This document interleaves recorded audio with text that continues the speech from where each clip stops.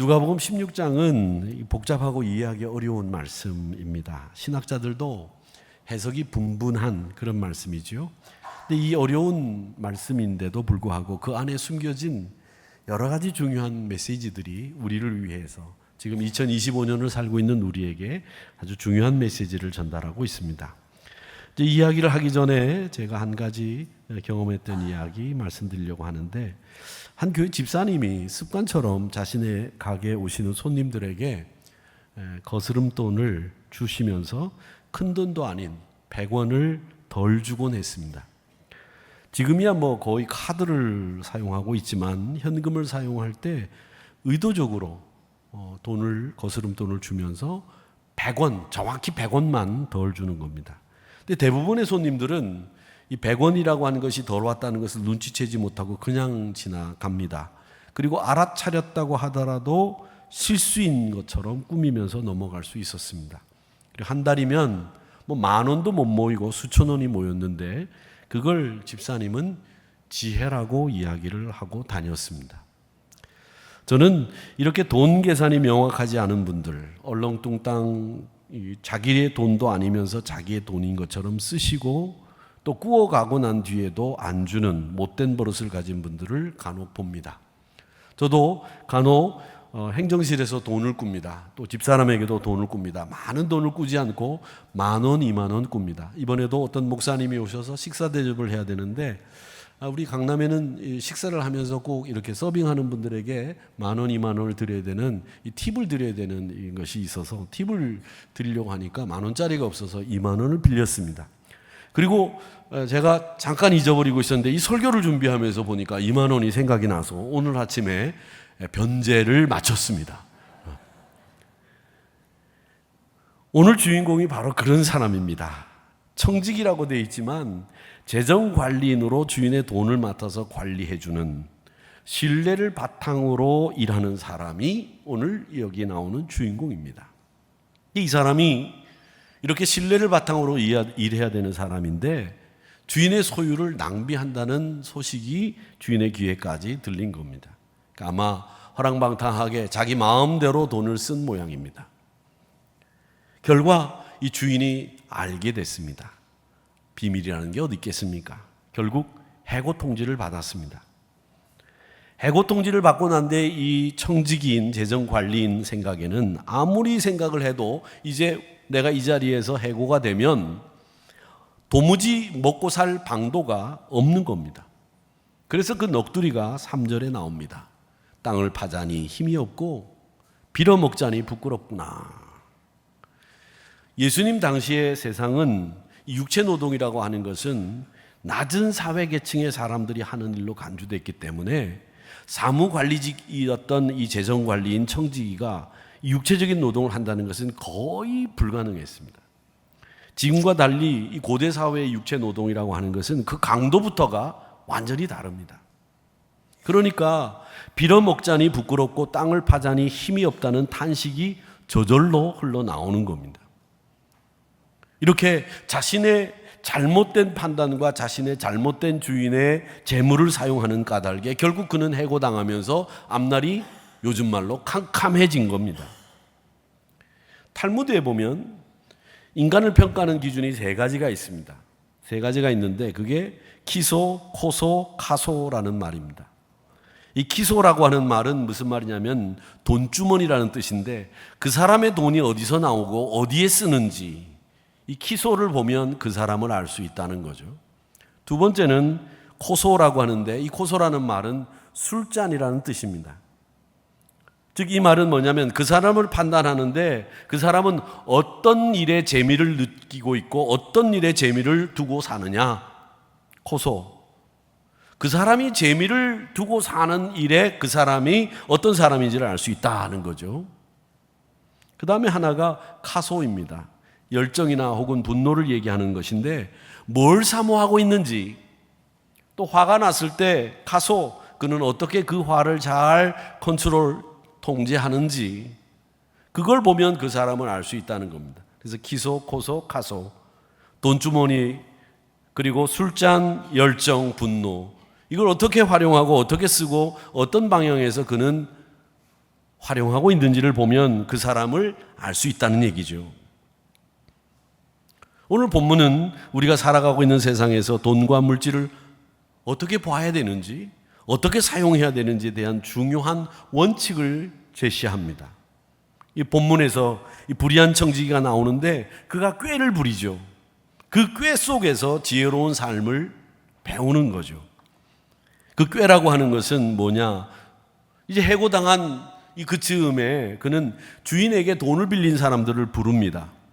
자기가 주인을 대신해서 채무증서를 써줬겠죠. 6절에 보면 증서라는 말이 나오는데 이건 사적인 이런 증서, 채무증서, 차용증서입니다. 얼마든지 이 재정관리인인 청지기가 고쳤을 수 있는 문서인데 이 주인의 빚을 진 사람들을 불러가지고 예를 들어 오늘 말씀에 보면 두 가지 경우가 나오는데 밀 100석을 빚진 사람에게 불러가지고는 야 80이라고 써라 20을 감해줍니다. 기름 100마를 빌린 사람에게는 50으로 줄여주는 증서를 다시 고치라고 써줍니다. 자기 마음대로 빚을 감해줘 버린 거죠. 근데 이 빚을 감해준 이 일로 인해서 두 가지 효과가 나타나게 되는데 하나는 훗날 자기에게 은혜를 갚을 수 있는 길을 만들어 놨다는 거죠. 이 사람들이 자기를 통해서 빚이 감해졌기 때문에 이 사람들이 언제든지 내가 부탁하는 일을 들어줄 수밖에 없는 은혜 갚을 길을 열어 놓은 거죠. 그리고 또 하나는 이 빚을 줄여줌으로 해서 주인의 평판과 명예를 올려주는 결과를 가져오게 된 겁니다. 고대 사회는 예수님 당시 사회는요 명예를 상당히 중요하게 생각하는 사회였기 때문에 빚을 꾸어준 사람이 빚을 감해주거나 줄여주는 일은 그 빚을 꾸어준 사람의 명예를 올려주는 결과를 가져왔습니다. 결국 이 빚을 감해줬다고 하는 것은 빚을 준 주인을 평판을 또 명예를 올려주는 행동으로 결과가 나오게 된 거죠. 그래서 미래를 준비하고 주인의 명예를 올려주는 자신의 위기를 그렇게 타파해 나가는 이 불의한 청지기 재정관리인의 지혜를 우리가 보는 겁니다. 이 사람을 통해서 우리는 여러분의 미래는 어떻게 준비하고 계십니까? 점검해 보시기 바랍니다. 노년을 내가 가지고 있는 재산, 통장에 있는 액수, 연금, 재정적인 준비만 다 되면 여러분의 미래가 준비 다 됐다 이렇게 말할 수 있습니까? 우리는 믿는 사람들입니다. 믿는 사람들은 어떻게 미래를 준비해야 되는지 세상 사람들과는 차원이 다른 준비를 해야 되는 사람들이죠. 과연 우리는 하나님 나라를 잘 준비하고 있다는 것을, 준비하고 있는 것을 알고 있는지, 하나님 나라를 준비하는 신자이면서도 불구하고 덜 진질하게, 덜 지혜롭게 준비는 안 되고 있는 것은 아닌지 이런 생각을 해봐야 된다는 거죠. 그런 준비가 부족하다는 것은 지금 우리에게 오늘 이 말씀하시는 가운데 주님은 더 깊이, 더 진지하게 지혜롭게 너희의 미래를 돈뿐만 아니라 하나님 나라를 위한 준비를 너희들이 해야 된다라는 말씀을 하시고 있는 겁니다. 여러분의 준비는 지금 어떻게 진행돼 가고 있습니까? 하나님 나라를 갈 수 있는 사람으로 하나님의 백성으로 그 나라에 들어갈 진지한 준비와 성찰이 여러분에게 있습니까? 라고 물었을 때 예, 준비되어 있습니다. 이렇게 말할 수 있어야 됩니다. 또 그 다음에 9절의 말씀에 보면 아주 우리가 이해하기 어려운 말씀이 하나 나옵니다. 난해한 구절인데 9절을 한번 같이 읽어보겠습니다. 시작. 내가 너희에게 말하노니 불의의 제물로 친구를 사귀라. 그리하면 그 제물이 없어질 때에 그들이 너희를 영주할 처소로 영접하리라. 여기에서 이 불의한 제물로 친구를 사귀라는 말이 이게 굉장히 어려운, 해석하기 어려운 말씀입니다. 이 불의한 제물이라고 하는 것을 쉽게 여러분 편하게 단순하게 이해를 하시면 부정하게 도둑질하거나 사기를 쳐서 얻은 재물 이런 건가 이렇게 생각하기가 쉽습니다. 그런데 이 불의한 재물이라고 하는 말은 도둑질하거나 사기를 쳐서 우리가 얻은 재물이란 말이 아니고요. 돈이 가지고 있는 이중성을 이야기하는 겁니다. 돈은요, 이 물질이라고 하는 것은 이 세상에서 완벽하게 공평하게 이 물질이라고 하는 것이 모든 사람에게 공평하게 정의롭게 분배되어 있지는 않습니다. 그렇게 정의롭게 모든 사람에게 분배되어 있거나 모든 사람이 쓸 수 있는 기회가 주어지지 않기 때문에 여기에 반하는 사상들이 나온 게 바로 공산주의 아니겠습니까? 같이 먹고 같이 잘 살자라는 거죠. 그런데 그게 결국은 실패하고 말았죠. 근데 이 공평함을 어떻게 해결할 수 있겠느냐라고 했을 때 이 말씀은 불의한 재물이란 말은 이 공평함이 이루어지지 않은 이 재물에 대해서 공평하지 않은 질서 속에서 우리가 살아가고 있는 것을 뭐라고 표현했느냐면 불의한 재물 이렇게 이야기를 한 겁니다. 여러분들은 그 불의한 상황에서 어떻게 물질을 사용하고 계십니까? 여기에 대한 대답을 여러분이 스스로 내주시기 전에 몇 가지 말씀을 드리는데, 하나는 존 웨슬리 목사님의 얘기입니다. 옥스퍼드 대학에서 강의를 하실 때 책을 방 안에서 앉아서 이제 쓰시고 계시는데, 겨울에 뭐 요즘처럼 이렇게 뭐 방열 방음이 잘 되는 이런 집이 아니니까 호창에다가 겨울이 되면 바람이 숭숭 들어오고 실내라고 하더라도 춥습니다. 저희도 어릴 때 실내라고 하더라도 잘 때 이렇게 자릿기 같은 물을 이렇게 아랫목에다 이렇게 윗목에다 이렇게 갖다 놓으면 아침에 일어나면 방 안에 있어도 물이 다 얼어 있었잖아요. 그렇죠? 다 얼어 있었습니다. 그런 방에서 이제 이렇게 자라다가 요즘에는 뭐 겨울에도 이렇게 런닝 입고 이렇게 지내는 분인데, 저는 이 겨울에 집안에서 이 쇠탄 입고 이렇게 런닝만 입고 다니는 것은 그거는 아니라고 봅니다. 아무리 집이 따뜻해도 집에서는 그래도 겨울에는 좀 이렇게 두툼하게 입고 지내셔야지, 집이 시원한데 따뜻하다고 런닝만 입고 반팔 입고 다니는 거는 별로 마음에 안 드는데, 근데 이 한 하녀가 그 추위에 떨고 있는 거예요. 그래서 도우려고 옷을 사 입으라고 주머니에 돈이 있는지를 봤더니 돈이 하나도 없는 거예요. 그 웨슬리가 그때 하나님 앞에 깨달음을 얻었어요. 뭐냐? 야, 내가 하나님 앞에 정말 정직하게 돈을 쓰고 있느냐? 그걸 물어본 겁니다. 그리고는 그가 그 일 이후에 어떤 설교를 했느냐면, 하나님이 당신에게 재물을 더 주신 것은 재물을 더 많이 쓰라고 주신 게 아니라 더 많이 나누라고 당신에게 재물을 더 많이 주신 것이다. 그렇게 설교를 합니다. 즉, 불의한 재물이라는 말은 공평하지 못한 재물이라는 겁니다. 이 공평하지 못한 재물 때문에 우리 젊은이들이 영끌을 하는 거예요. 영혼까지 끌어모아서 집을 사는 거죠. 집이 있는 사람과 집이 없는 사람의 스타트가 다른 거죠. 그러니까 어떻게 해서든지 집을 사서 안정된 생활을 하며 자기의 수입을 극대화해서 자신의 미래를 준비하겠다, 이런 생각을 가지고 젊은이들이 가는 거죠. 그런데 그 집이 없고 있고 차이에서 이 젊은이들의 출발점이 다른 것, 공평하지 않은 거죠, 사실은. 제가 생각할 때도 지금 2025년 우리 한국 사회가 옛날 제가 어릴 때 한국 사회와 달리 계급과 계급을 뛰어넘는 사다리가 다 무너지고 거의 없다고 저는 생각합니다. 예전에는 가난한 집 아들도 열심히 공부하면 잘 살 수 있는 길, 또 고위직으로 갈 수 있는 길들이 다 있었어요. 그런데 지금은 가난한 집 아이들은 대치동에 와서 과외 안 받고 학원 안 다니면 거의 좋은 대학을 못 가는 그런 세상이 돼버리고 말았어요. 이 계급과 계급을 뛰어넘는 사다리가 다 무너져 버린 거죠. 더 불공평하고 더 공정하지 못한 세상이 돼버린 겁니다. 제가 어릴 때는 지방에도 유수한 대학이 있어서 지방의 유수한 대학을 가는 것도 큰 자랑이었는데, 지금은 지방에 있는 대학은 과거에 그 유수한 대학도 서울에 있는 하찮은 대학보다도 더 못한 지경이 돼버리고 말았다는 것은 이 세상이 더 많이 격차가 벌어지고 더 많이 분배와 공평에 있어서는 옛날보다 못한 세상이 됐다, 저는 그런 판단을 합니다. 그 공평하지 못한 세상을 향해서 거기에서 사용되는 재물을 불의한 재물, 이렇게 표현을 한 겁니다. 그런데 그 불의한 재물, 공평하지 못한 재물을 친구를 만드는 데 사용해라 라고 하는 말씀은 먼저는 자신을 위해서 그 재물을 사용하지 말고 타인을 위해서 사용하라는 뜻입니다. 그리고 그 재물을 가지고 타인을 섬기고 새로운 관계를 만드는데 사용하라는 뜻으로 이 불의한 재물로 친구를 사귀라고 말씀하신 거죠. 근데 여러분, 이 부분에서 또 하나 생각할 것은 예전에 우리 부모님들은 자기를 위해서 거의 돈을 쓰지 않으셨습니다.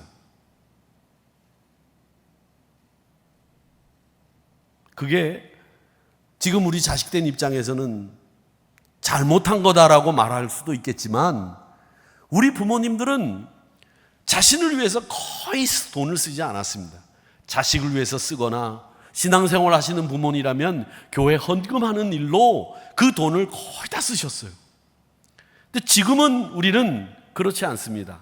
이게 전도가 돼서 바뀌어져 가지고 자기를 위해서는 넉넉하고 풍족하게 쓰면서도 부모님이나 자식이나 또 혹은 교회를 위해서 쓰는 돈에 있어서는 늘 인색하다는 거죠. 바뀌었다는 거죠. 물론 여러분 자신을 위해서 돈을 쓰는 것이 나쁘다는 얘기가 아닙니다. 그리고 우리 부모님들이 자신을 위해서 한 푼도 안 쓰고 아껴서 허리띠를 졸라매면서 자식을 위해 썼다는 것이 잘하신 일이었지만 그때는 그럴 수밖에 없었기 때문에 안타깝고 또 뭐라고 말씀드리기도 어려운 그런 상황이지만 지금 우리가 우리 자신을 위해서 쓰는 것이 나쁘다고 말씀드리는 것이 아니라 그것이 균형이 있어야 되는데 그 균형도 지금은 다 없다는 거예요.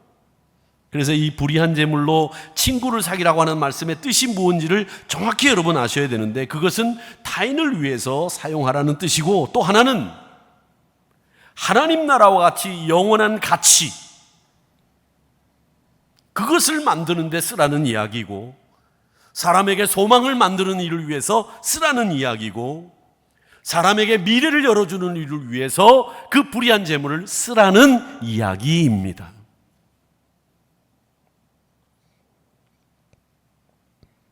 고대 문헌 가운데 알렉산드리아의 크레메스라는 사람이 이 본문을 가지고 어떤 부자가 구원받는가라는 제목으로 설교를 하셨는데 그 재물을 통해서 친구를 사귀라는 오늘 이 말씀을 가지고 불의한이라는 말을 빼고 설교하셨어요. 친구에게 깜짝 선물이나 한 번의 호의로 사귈 수 없다는 거죠. 재물을 잘 사용해서 너에게 늘 힘이 되어주고 곁에서 너의 신앙을 복돋아 줄 수 있는 그런 친구를 만드는 것이 이 불의한 재물로 친구를 사귀라는 뜻입니다. 이렇게 이야기를 했습니다. 이 재물이라고 하는 것은 잘못 쓰면 사람의 욕심을 채우는 도구가 됩니다.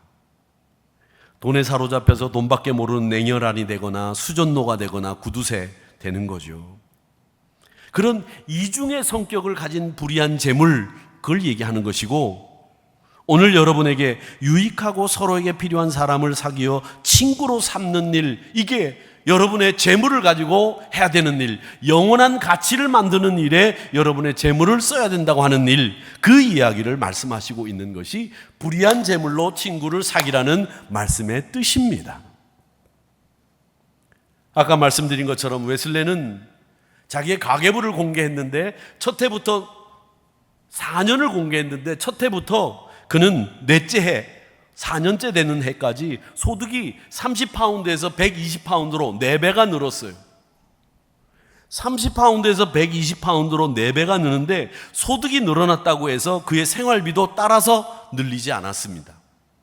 30파운드일 때 가장 적은 지출로 생활을 할 수 있는 28파운드를 그의 생활비를 쓰고 2파운드는 헌금했습니다. 120파운드를 월 벌어들일 때에도 그는 28파운드를 생활비로 쓰고 나머지 92파운드를 헌금하고 기부했습니다. 그러니까 생활이 소득이 늘어도 그의 생활비는 항상 일정한 규모의 생활비로 사용을 했고 대신 소득이 늘어나면서 늘린 것이 뭐였느냐면 헌금하는 일, 기부하는 일, 남을 돕는 일에 이 지출을 늘려갔다고 하는 것이 웨슬리가 가지고 있는 가계부의 특징이었어요. 그의 그 돈에 대한 세 가지 원칙이 유명한 것으로 알려져 있지요. 첫 번째가 이 돈에 대한 원칙은 가능한 많이 벌라가 웨슬리가 가지고 있는 첫 번째 돈에 관련된 원칙이었습니다. 그래서 그는 최대한 돈을 많이 벌라고 그리스도인들에게 설교까지 했습니다. 그 설교가 돈을 많이 버십시오라고 하는 제목의 설교가 있습니다. 두 번째가 가능한 적게 쓰라는 것이 두 번째 원칙이고, 세 번째가 가능한 한 많이 나누라고 하는 것이 세 번째 그의 돈에 관한 원칙이었습니다. 그리고 그는 뭐라고 얘기했느냐면, 회심, 구원받았다고 하면 이 지갑에 회심까지 이르러야 진짜 회심한 것이라고 말했습니다. 그러니까 믿음에 있는 사람들은, 구원받은 사람들은 지금까지 재물을 사용하는 방식과는 전혀 다른 방식으로 재물을 사용해야 된다고 하는 것을 말했다는 거죠. 여러분의 소비 패턴이나 여러분의 지출 경향을 살펴보시기 바랍니다. 내가 지금 돈을 지출하고 소비하고 있는 이 패턴이 정말 주님이 기뻐하시고 좋아하실 패턴이고 지출인가? 아니면 내 위주의 소비 패턴이고 지출인가? 내가 번 돈이기 때문에 내가 쓴다고 말할 때에는 뭐 할 말 없습니다. 여러분이 버신 돈이니까 여러분이 알아서 쓰십시오. 그걸로 끝입니다. 그런데 우리는 그리스도인입니다. 내가 번 돈은 하나님이 주신 재물이라고 하는 분명한 인식이 있는 사람들이 바로 여러분들입니다. 여기서는 아무도 아멘 안 하시네요. 예. 그렇기 때문에 내가 번 돈은 하나님이 주신 재물이라고 생각했을 때에는 반드시 이 웨슬레의 이 돈에 관한 원칙을 생각해 보셔야 합니다. 저는 여러분들이 예수 믿기 전이나 예수 믿고 난 뒤에나 지출하는 방식이 똑같다고 하면 여러분은 회심한 지갑을 가지고 있지 않은 거고요. 완벽한 회심이 이루어졌다고 보지 않습니다. 어떤 지출 방식이냐 했을 때 여러분들이 예수 믿고 난 뒤에는 예수 믿기 전에 지출과 예수 믿고 난 뒤에 지출 방식은 완벽하게 달라야 된다고 생각합니다. 먼저는 하나님 앞에 드림이고요. 이웃과 부모, 자식이겠고요. 성도를 돌보는데 사용해야 되겠죠. 이 원칙이 있습니다. 그게 뭐냐면 가장 중요한 지출 방식의 원칙은 여러분의 욕망을 위해서 지출되느냐 아니면 여러분의 사명을 위해서 지출되느냐, 이것만 분명히 구별할 줄 알면 여러분은 재물을 쓰는데 현명하게 재물을 쓰실 수 있습니다. 그런데 우리는 거의 대부분 우리의 욕망을 위해서 쓸 수 있을 때가 많습니다. 여러분이 아버지로, 목사로, 그리고 남편으로 여러분이 가지고 있는 사명이 있는데 그 사명에 걸맞는 데 썼다고 하면 여러분은 지금 현명하게 지출하고 있는 겁니다. 근데 그게 내 욕망을 위해서 내가 지출하고 있는 것이라면 그건 지금 중지하셔야 됩니다. 재물은 항상 두 가지 측면을 가지고 있죠. 하나는, 재물은요, 여러분을 지배하려고 듭니다. 하나님을 대신하려고 해요. 우리는 하나님이 지배하는 사람이어야 됩니다. 하나님의 백성이기 때문에 하나님이 지배하도록 만드셔야 될 줄로 믿습니다. 그래야 돼요. 그런데 돈이 여러분을 지배하는 거죠. 돈은 항상 여러분들에게 지배하려고 달려들어요. 그것은 여러분이 그렇게 허락한 거예요.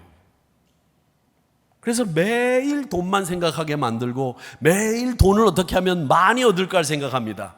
우리는 어떻게 하면 매일 하나님과 동행하고 어떻게 하면 하나님의 말씀을 많이 듣고 어떻게 하면 하나님과 깊은 교제를 나눌까, 이걸 생각해야 되는데 그걸 생각하지 않고 돈이 지배를 하다 보니까 매일 어떻게 하면 돈을 더 많이 벌까? 어떻게 하면 내가 돈과 함께 기쁨을 누릴 수 있을까? 그래서 매일 들여다보는 거예요, 핸드폰을.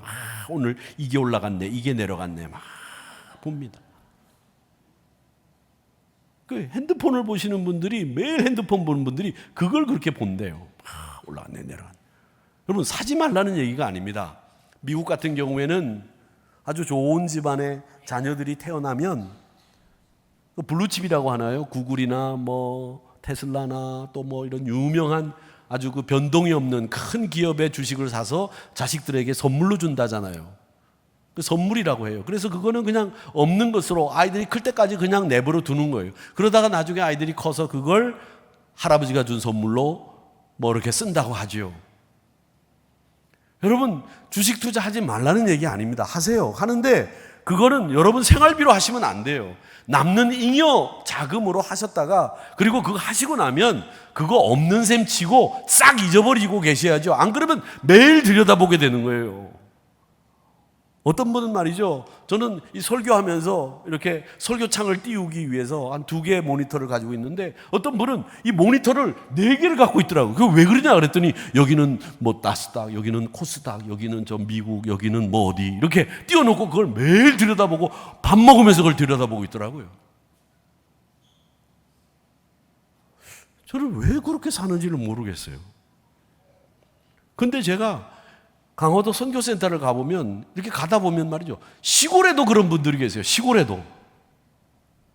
이거는 참 문제다라는 생각이 듭니다.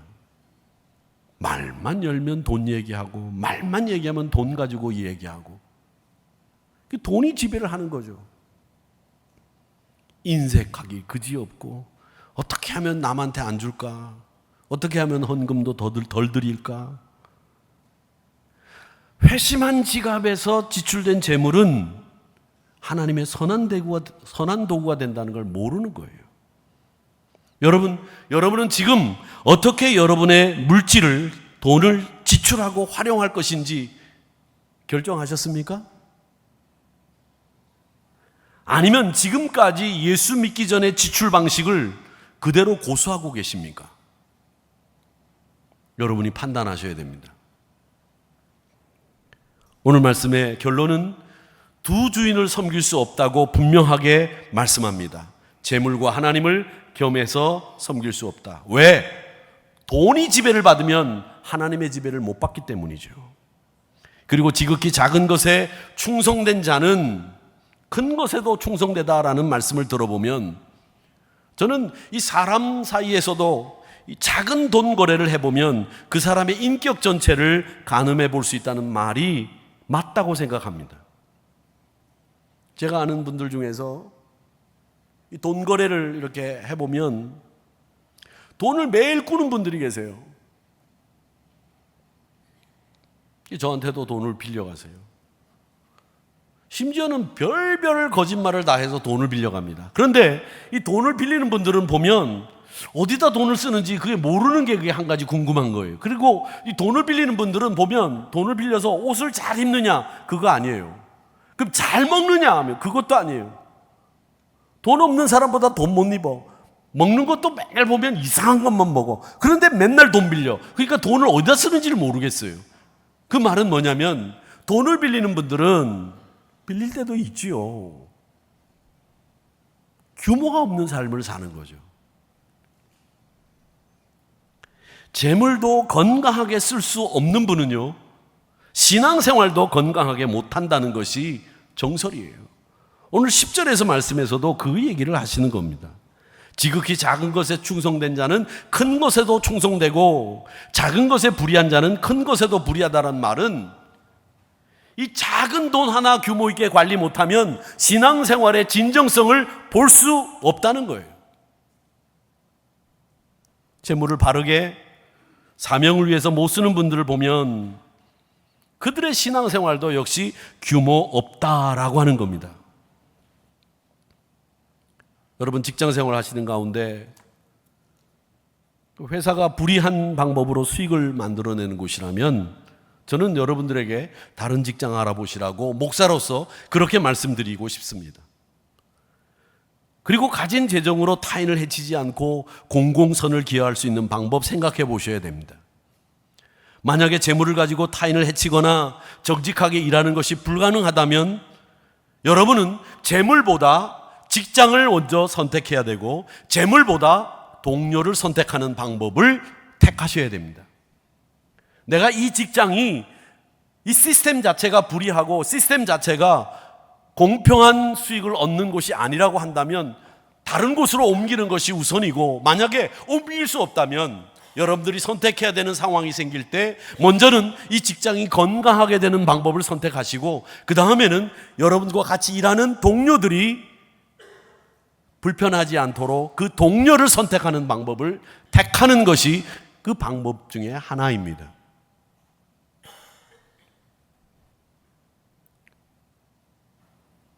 세상은 말이죠, 꼼수를 부리고 자기에 어떻게 하면 이익이 생길까를 생각하는 것이 세상입니다. 생각해 보세요. 오늘 이 불의한 청지기가 밀 100석 빚을 졌습니다. 근데 50석이라고 주인에게 빚졌다고 50석이라고 줄여줬어요. 근데 저는 이 말씀을 볼 때마다 어떤 생각이 드냐면 이런 생각이 들어요. 야, 이 참 불의한 청지기라고 말하는데 이 친구 정말 불의한 거 맞나? 이런 생각이 드는 게, 저 같으면 야, 너 밀 100석 빌려갔지? 네, 50이라고 써. 그런 다음에 그걸로 끝났잖아요, 이 불의한 재판관 청지기는. 근데 저 같으면 이렇게 하겠어요. 야, 50이라고 쓰고 30은 나한테 가져와. 그렇게 얘기할 수 있잖아요. 안 그렇습니까? 아, 여러분은 참 순진하시네요. 야, 100말 빌려갔는데 너 80이라고 쓰고 10은 나한테 갖고 와. 그 뭡니까? 코미션.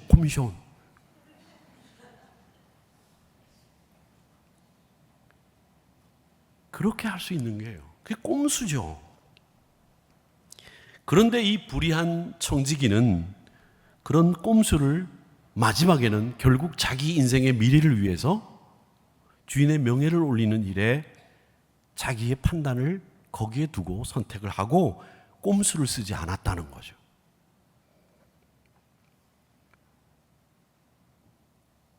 세상에는 지금 꼼수를 부리는 사람들이 능력 있는 사람으로 치부되고, 고지식한 사람은 바보라고 생각을 합니다. 저는 여러분들에게 바보가 되는 편을 택하라고 말씀드리고 싶습니다. 이윤 중심의 세상은 철저히 이윤을 따르자고 여러분에게 이야기합니다. 예수님은 지금 꼼수를 칭찬하지 않습니다. 재물을 자신을 위해서가 아니라 하나님을 위해서, 이웃을 위해서 사용한 그 자체를 칭찬하고 계시는 거예요. 세상은 자기의 이익에 철두철미하고 한치의 오차도 없습니다. 우리 그리스도인들은 반대로 사는 사람들이잖아요. 그게 지혜로운 것이고 그게 현명한 건데, 그 반대로 살고 있는 우리를 향해서 바보라고 한다는 거죠. 불의한 청지기의 마지막 그 통찰력, 그리고 미래를 준비하고 주인의 명예를 올려줌으로 그가 이 해고의 위기 앞에서 그 위기를 잘 넘어가는 이 지혜는 우리가 본받아야 될 모습입니다. 재물 자체는 영원한 가치가 없습니다. 그러나 그 재물을 통해서 하나님 나라를 세우고 친구를 사귀고 그리고 사람들에게 소망을 불어넣어주는 일을 하는 것은 그 재물에게 영원한 가치를 부여하는 일이 되는 겁니다. 그래서 하나님 나라의 사명을 위해서 여러분들이 그 재물을, 공평하지 못한 질서 속에서 공평하지 못한 그 재물을 사용하는 것은 영원한 가치를 불어넣는 일이고, 그 일은 이 불의한 청지기를 통해서 주님은 칭찬하신 거예요. 재물을 영원한 하나님 나라 가치에 불어넣을 수 있는, 가치를 불어넣을 수 있는 준비를 내가 하고 있느냐. 크든 작든 여러분, 재물에 노예되지 마십시오. 재물은 항상 우리를 지배하려고 달려들고 재물만 생각하게 만드는 이 재물이 가지고 있는 특성이 있습니다. 그래서 그 재물이 부족할 때는 항상 은연중에 그 재물 부족함에 여러분들이 시달리게 되어 있어요. 그 시달리는 게 뭐냐면 여러분이 그 재물에 지배를 지금 받고 있다는 얘기죠. 진짜 주인이 누구인지 아시고 살아가는 지혜로운 우리 한우리 성도님들이 되시기를 바라고, 이 불의한 청지기를 통해서 재물이 갖는 영원한 가치에 우리가 그 재물을 사용할 수 있는 지혜와 여러분들이 어떤 재물 사용법을 우리가 가져야 되는지를 분명히 알고 살아가는 저와 여러분이 되시기를 주님의 이름으로 축복합니다.